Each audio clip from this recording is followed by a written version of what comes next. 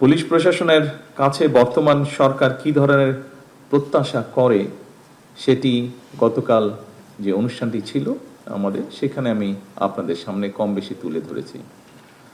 কিছু হয়তো একটু ডিফারেন্ট কিছু বলার চেষ্টা করব আজকে, আবার গতকাল যা বলেছি তার মধ্যে থেকেও কিছু কিছু জিনিস তুলে ধরতে চাইব যেগুলো আমার কাছে গুরুত্বপূর্ণ মনে হয়েছে। বেশি গুরুত্বপূর্ণ সবগুলোই ছিল, বাট বেশি গুরুত্বপূর্ণ যেগুলো। অফিসার বৃন্দ, আমরা সমৃদ্ধ, স্বনির্ভর, গণতান্ত্রিক, নিরাপদ, মানবিক একটা বাংলাদেশ গড়তে চাই। আপনি ইউনিফর্মের বাইরে গিয়ে আমার এই কথার সাথে একদম একমত পোষণ করবেন, এবং আমি বিশ্বাস করি একজন নাগরিক হিসাবে, এবং আমি বিশ্বাস করি ইউনিফর্মে থেকেও আপনি একজন মানুষ হিসাবে এই কথাগুলো বা এই কথার যে প্রতিফলন সেটি আপনিও চাইবেন একজন বাংলাদেশী হিসাবে। কথাটা শুধু একটা স্লোগান নয়, আমরা এই আকাঙ্ক্ষা বাস্তবায়ন করতে চাই, এবং আমরা সকলেই জানি কষ্ট হলেও, ডিফিকাল্ট হলেও, আমাদের অনেক ডিফিকাল্টিজ আছে, তারপরে এটি বাস্তবায়ন করা কিন্তু সম্ভব ইনশাল্লাহ। এবং এটা বাস্তবায়নের জন্য প্রথমেই যেটা প্রয়োজন সেটা স্বরাষ্ট্রমন্ত্রী উনি উল্লেখ করেছেন ওনার বক্তব্যে, সেটা হচ্ছে দেশের আইন শৃঙ্খলার নিয়ন্ত্রণ, জনগণের শান্তি এবং নিরাপত্তা বজায় রাখা। আজকে আপনারা যারা এই ঘরে উপস্থিত আছেন, এই মুহূর্তে সারা দেশের মাঠ পর্যায়ে আইন শৃঙ্খলা নিয়ন্ত্রণের ক্ষেত্রে কিন্তু আপনারা সরাসরি ভূমিকা রাখেন এবং রাখছেন আপনারা। সুতরাং আপনাদের উপরে যে অর্পিত দায়িত্ব, এই দায়িত্বটা যদি সফলভাবে পালনের সক্ষমতার পরিচয় দেন, আমি বিশ্বাস করি যেই কথাটা বলছিলাম যে একটি নিরাপদ মানবিক বাংলাদেশ, বর্তমান সরকারের নিরাপদ বাংলাদেশ প্রতিষ্ঠার পথে এক ধাপ আমরা এগিয়ে যেতে সক্ষম হব। আমি জানি আপনাদের লিমিটেশনস আছে, আমাদের সকলের লিমিটেশনস আছে, তারপরেও আমরা আমাদের অবস্থান থেকে যতটুকু পারি আমরা যদি চেষ্টা করি, সকলে যদি এফোর্ট নেই, আমরা এক ধাপ অন্তত এগিয়ে যেতে পারবো ইনশাল্লাহ, আমি দৃঢ়ভাবে বিশ্বাস করি। উপস্থিত অফিসার বৃন্দ, গতকালকে সারা দেশের পুলিশ কর্মকর্তা এবং সদস্যকে আমি বৈঠকে অনেকগুলো কথা বলেছিলাম। সবগুলো কথা প্রথমেই বলেছি, পুনরুল্লেখ করতে চাই না আমি আবার। তারপরেও এখানে যেই বিষয়টি আলাপ হয়েছে, আবারও এরকম একটা বিষয় নিয়ে আসতে চাই সামনে, সেটা হচ্ছে প্রতিনিয়ত যে প্রযুক্তিগত যে উন্নয়ন, এটা আমাদের এখানে যে অপরাধগুলো হচ্ছে এই টেকনোলজির কারণে এটা ধারণ পাল্টেছে, ফলে স্বাভাবিকভাবে পুলিশ প্রশাসনের কার্যক্রমের যে পরিধি সেটার আরো অনেক ব্যাপক এবং বিস্তৃত হয়েছে। স্বাভাবিকভাবেই বর্তমানের পুলিশের কার্যক্রম এখন আরো অনেক কয়েক দশক আগে যেমন ছিল তেমন না। বলা যায় শুধু যে মাত্র শহর বা জেলার ভিতরেও সীমাবদ্ধ তাও না, বর্তমানে যেটাকে বলে ট্রান্সন্যাশনাল অর্গানাইজ ক্রাইম, বৈশ্বিক বাস্তবতা যেটা, এবং এই কারণেই বিশেষ করে আমাদের প্রত্যেক পুলিশ কর্মকর্তাকে আরো বহুমুখী, দক্ষ হওয়া প্রয়োজন। এটা বোধহয় এখন স্বাভাবিকভাবে আপনারা কাজ করতে গিয়ে এই সমস্যাটা ফেস করছেন, এবং এটা সময়ের একটা দাবি। এরকম বাস্তবতাতেই পুলিশ প্রশাসনের নির্দিষ্ট কিছু পদ নয়, বরং আমি মনে করি প্রত্যেকটা পদই অত্যন্ত গুরুত্বপূর্ণ, প্রত্যেকটি পদ, যার যেখানে যেই পোস্টিং আছেন আপনি। সুতরাং প্রশাসনের সকল পদেই কাজ করার পেশাদারি মানসিকতা থাকাও কিন্তু অত্যন্ত জরুরি। শুধুমাত্র পদোন্নতি কিংবা নিজেদের পছন্দ মতন জায়গায় পোস্টিং এর জন্যই যদি আমরা মনে করে থাকি, তাহলে সেটা আমি মনে করি যে পেশাদারিত্বের সঙ্গে যে আপোষ, সেই আপোষটা হয়ে যায়। এটাতে হয়তো আপনি আপনার ইচ্ছা মতন বা প্রয়োজন মতন বা চাহিদা মতন পোস্টিং পেলে হয়তো সাময়িকভাবে আপনি এটা তুষ্ট হবেন, হ্যাপি হবেন আপনি, তবে এটা আপনার যে পেশাদারিত্ব আছে, আপনার যে প্রফেশনালিজম আছে, সেটার সাথে কম্প্রোমাইজ করা হয়।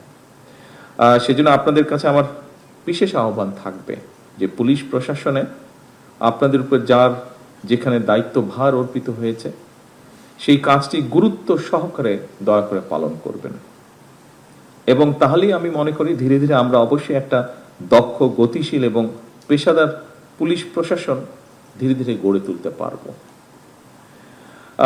এক্ষেত্রে একটা কথা আমি উল্লেখ করতে চাই,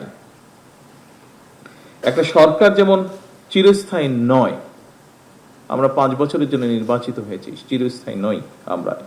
এটা অতীতেও বিভিন্ন সময় প্রমাণিত হয়েছে, পৃথিবীর সব দেশে এটা প্রমাণিত। ঠিক একইভাবে কিন্তু জনপ্রশাসন কিংবা পুলিশ প্রশাসনও কোনো পদ কিন্তু কারো জন্যই চিরস্থায়ী নয়। আজকের এই সভাতে স্রেফ একটা আনুষ্ঠানিকতা হিসাবে যদি আমরা দেখি তাহলে বোধহয় সেটা ঠিক হবে না, বরং এই সভাটা আজকের হয়ে উঠুক। আপনারা এখানে এসেছেন, সময় দিয়েছেন, আমরা প্রায় 2 ঘন্টা ধরে এই অনুষ্ঠানে বসে আছি। কাউকে কাউকে দেখছি একটু ক্লান্ত হয়ে ঝিমুনির মধ্যেও চলে গিয়েছেন, কিন্তু স্বাভাবিকভাবেই আমরা চাই না যে এটা শুধু একটা অনুষ্ঠানের মধ্যে সীমাবদ্ধ থাকুক, বরং এই অনুষ্ঠানটি যে আগামী দিনের পথ নির্দেশনার একটা গুরুত্বপূর্ণ অঙ্গীকারের একটা মুহূর্ত হোক আমাদের এই অনুষ্ঠানটি আজকে।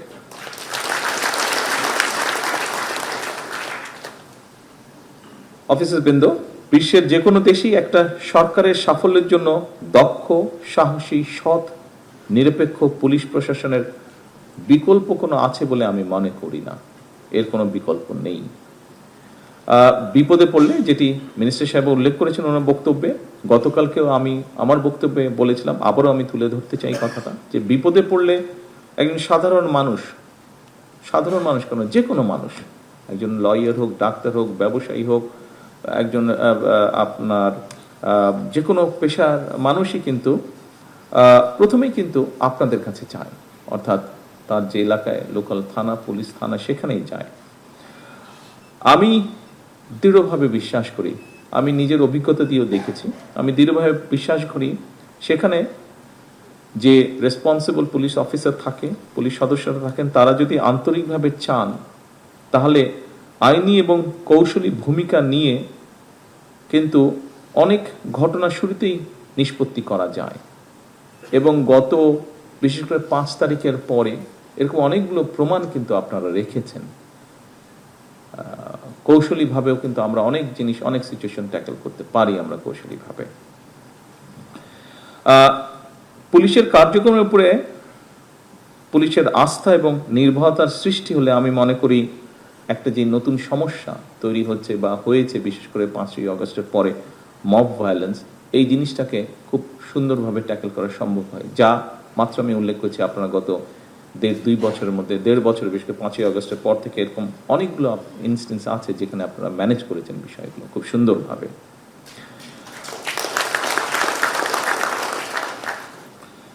দীর্ঘ 1.5 দশকে আমরা একটা ফাঁসিবাদ শাসনের মধ্যে দিয়ে ছিলাম।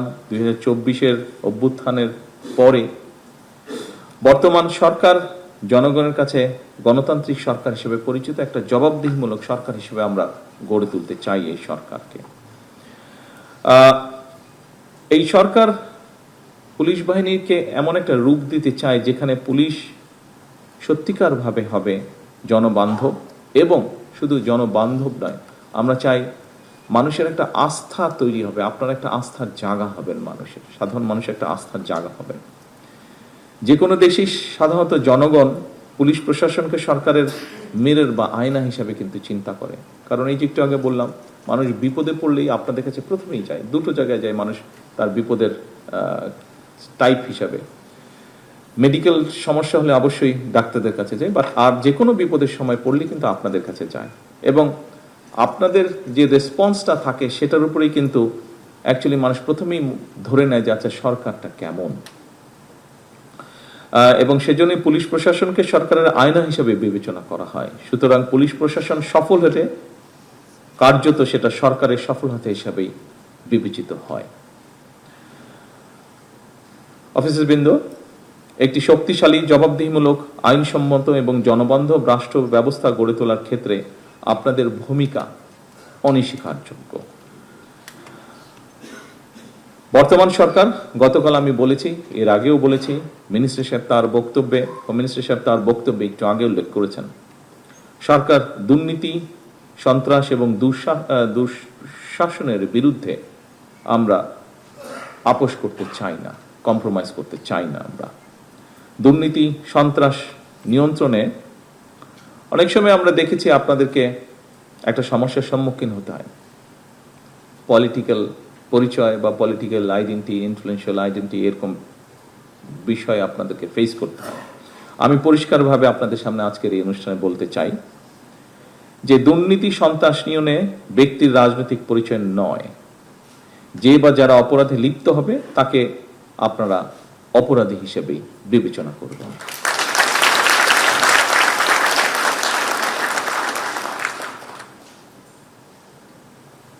কোন ব্যক্তি বা দল কিন্তু আপনাদের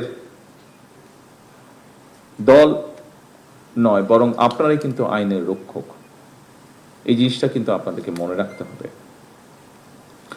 আপনারা দায়িত্ব পালন করবেন রাষ্ট্র এবং জনগণের কল্যাণে।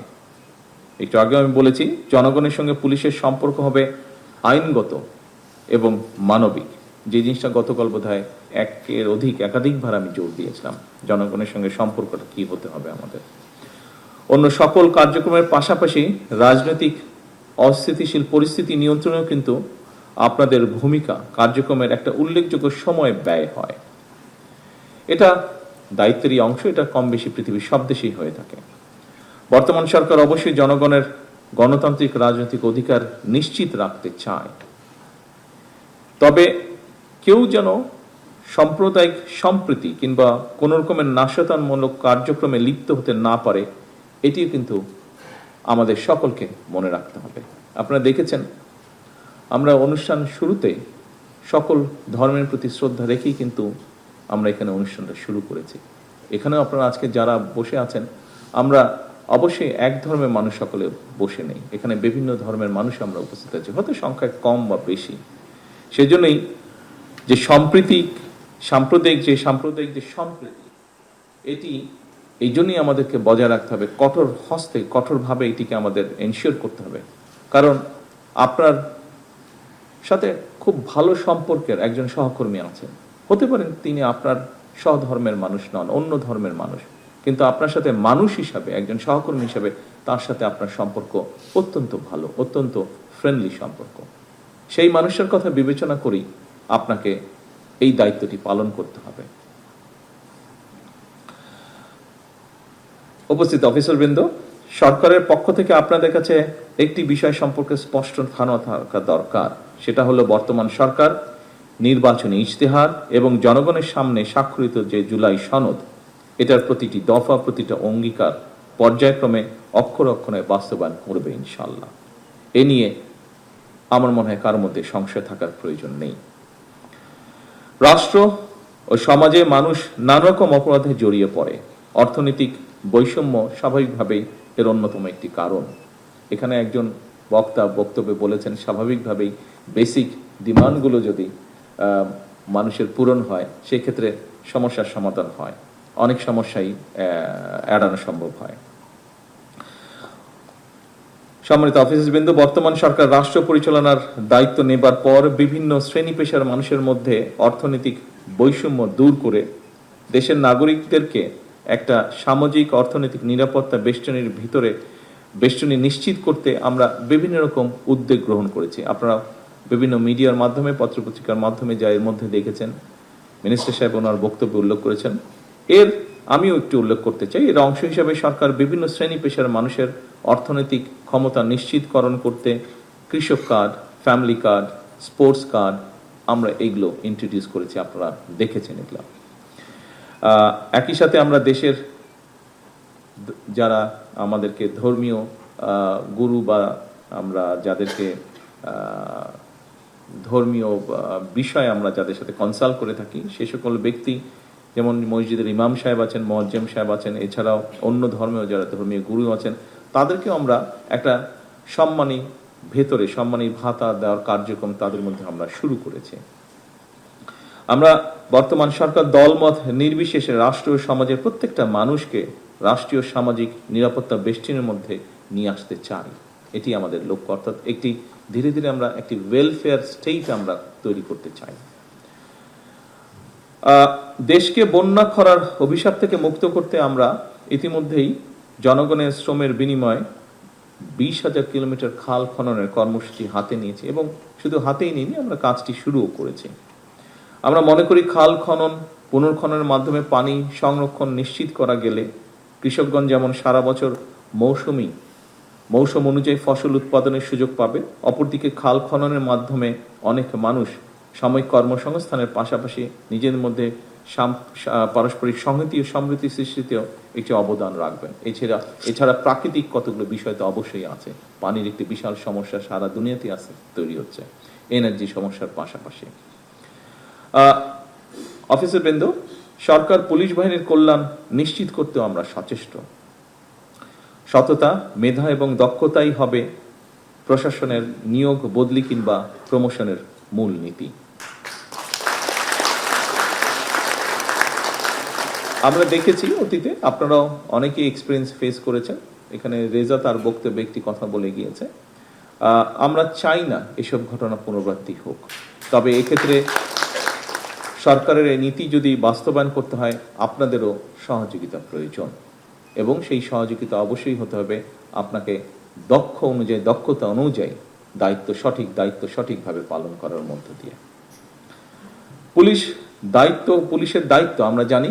গতকালও আমরা আপনাদের ভেতর থেকে, পুলিশ সদস্যদের মধ্যে থেকে কয়েকজন বক্তব্য রেখেছেন, তার ভিতর থেকে এসেছে, সেই কথাটি আমি আজকে পুনরাবৃত্তি করতে চাই। পুলিশের দায়িত্ব কখনোই নির্দিষ্ট সময়ের মধ্যে সীমাবদ্ধ থাকে না। আমরা প্রতিনিয়তই ব্যাপারটা দেখছি। একজন পুলিশ সদস্য দিন রাত, সপ্তাহে প্রতিটি দিন, এমনকি ছুটির দিনেও দায়িত্ব পালন করে থাকেন। তাই পুলিশ কর্মকর্তা এবং সদস্যদের শারীরিক মানসিক সুস্থতা নিশ্চিত করার ব্যাপারে অবশ্যই সরকার উদাসীন থাকতে পারে না, যেটি আপনাদেরও একটি ডিমান্ড আছে এরকম। সুতরাং আপনাদের প্রতিটি যৌক্তিক এবং প্রয়োজনীয় প্রত্যেকটি দাবি বর্তমান সরকার অবশ্যই একসাথে আমাদের পক্ষে সম্ভব না। পর্যায়ক্রমিকভাবে আমরা আমাদের সর্বোচ্চ গুরুত্ব থাকবে পর্যায়ক্রমিকভাবে ধীরে ধীরে ইনশাল্লাহ বাস্তবায়ন করার।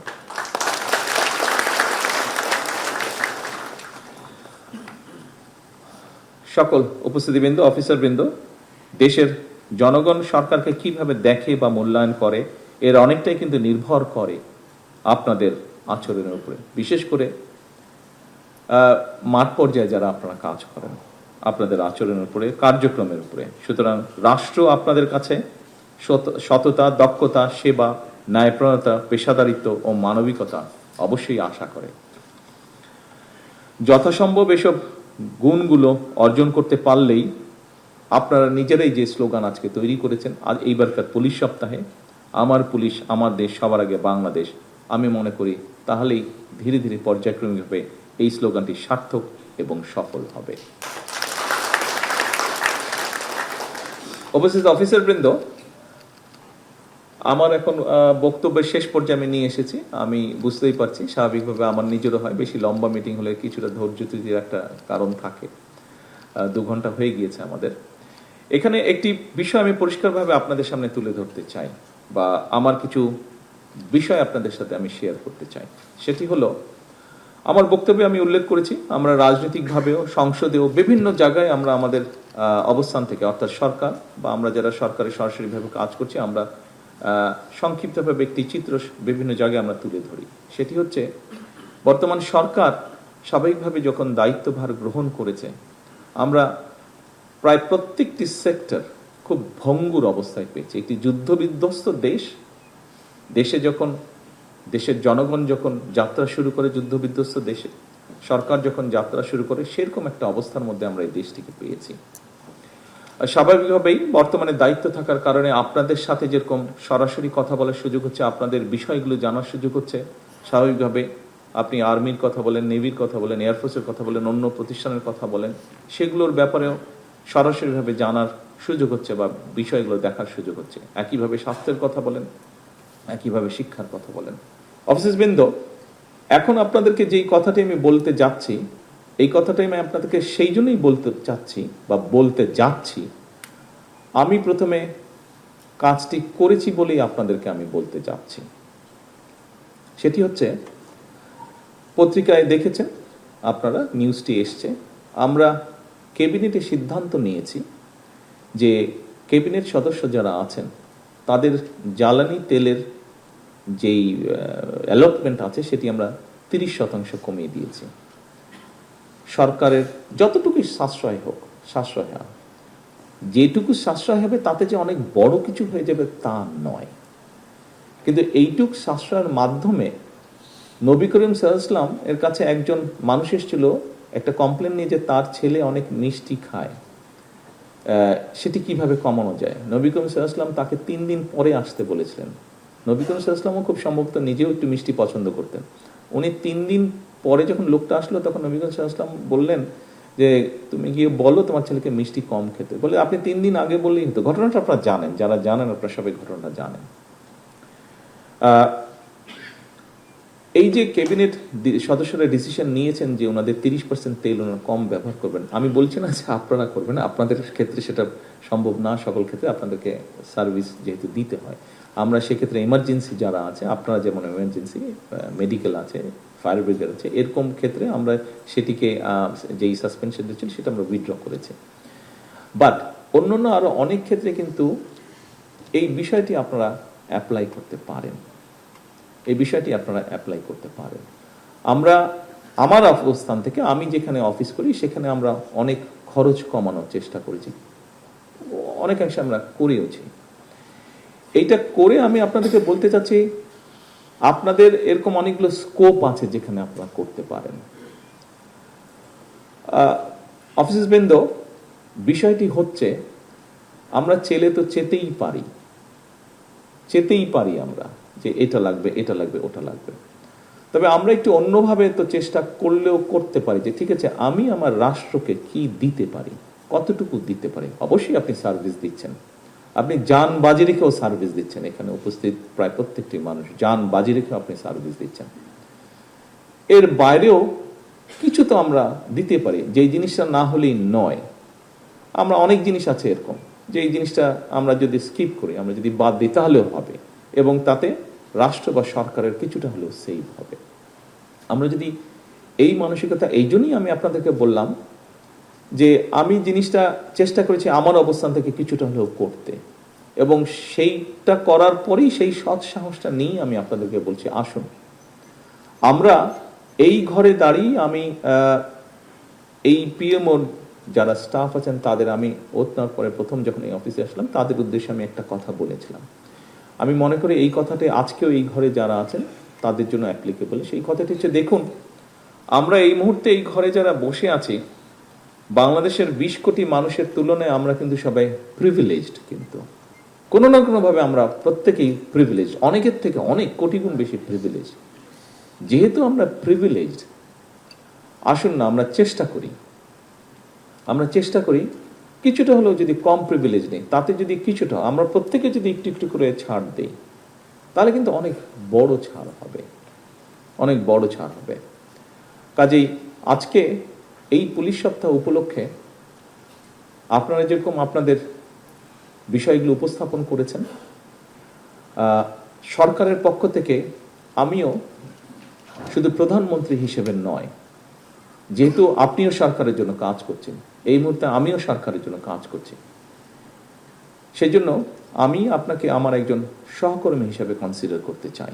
আপনার কাজও হচ্ছে জনগণের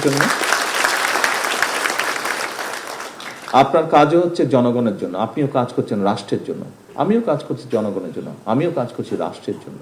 আমাদের লক্ষ্য উদ্দেশ্য একটি বেটার বাংলাদেশ তৈরি করা। কাজটা আমরা সমাপ্ত করতে পারবো না, তবে কাজটা আমরা যদি সকলে এক জায়গায় এসে দাঁড়াই, আমরা সকলে কাজটা শুরু করতে পারবো। ইনশাল্লাহ আমাদের পরবর্তী প্রজন্ম কাজটা ক্যারি আউট করতে পারবে, বয়ে নিয়ে যেতে পারবে। আসুন আজকের এই পুলিশ সপ্তাহে আমাদের প্রতিজ্ঞা হোক, প্রতিশ্রুতি হোক, শপথ হোক যে আসুন আমরা যে যার অবস্থান থেকে, আপনি আপনার সরকারি অবস্থান, আপনি আপনার ব্যক্তিগত অবস্থান, উভয় জায়গা থেকে আসুন আমরা এই কাজটি শুরু করি। আমরা কতটুকু দিতে পারি দেশকে, আমরা কতটুকু দিতে পারি রাষ্ট্রকে, আমরা কতটুকু করতে পারি জনগণের জন্য। সম্মানিত অফিসারবৃন্দ, সহকর্মীবৃন্দ, পুলিশের যেই সাইবার ক্রাইম ইউনিটটি আছে, আমাকে মাত্র মিনিস্টার সাহেব বললেন যে এটি আমরা যে এক্সিস্টিং আমাদের যে ইনফ্রাস্ট্রাকচার আছে, সেই ইনফ্রাস্ট্রাকচারের ভেতর দিয়ে আমরা কাজটি শুরু করতে পারবো, এটি হচ্ছে মিনিস্টার সাহেব আমাকে বলেছেন। আসুন আমরা সেটি শুরু করি। এডিশনাল যদি মিনিমাম কিছু সাপোর্ট লাগে অবশ্যই সরকার সেই সহযোগিতা আপনাদেরকে করবে। সম্মানিত অফিসারবৃন্দ, প্রিয় সহকর্মীবৃন্দ, পুলিশ সপ্তাহ 2026-এ আজকে শেষ যেই কথাটি আমি আপনাদেরকে বলবো, একজন সহকর্মী হিসাবে আসুন আমরা যে প্রিভিলেজড মানুষ আমরা যারা আছি, আসুন আমরা আমাদের অবস্থান থেকে দেশ, জাতি এবং এদেশের মানুষ, এই রাষ্ট্র, তাদের জন্য যতটুকু সম্ভব আমরা ছাড় দিয়ে আমরা সামনে এগিয়ে যেতে সকলকে সহযোগিতা করি। এখানে আমরা যারা এই ঘরে উপস্থিত আছি মোটামুটিভাবে আমরা সকলেই অভিভাবক সন্তানদের। মানুষ হিসাবে বা অভিভাবক হিসাবে আমরা মনে করি যে আমার পরে আমার সন্তানের কি হবে, তার জন্য যদি একটা বাড়ি রেখে যাই, একটা জমি রেখে যাই, একটা অ্যাপার্টমেন্ট রেখে যাই, তাহলে বোধহয় সিকিউর থাকবে, আমার সন্তান সিকিউর থাকবে। আমরা কেন কখনো চিন্তা করি না যে কেন সন্তানের জন্য বাড়ি, জমি, গাড়ি রেখে গেলেই সিকিউর থাকবে, কেন আমরা একটা সিকিউর দেশ তার জন্য তৈরি করে যেতে পারবো না।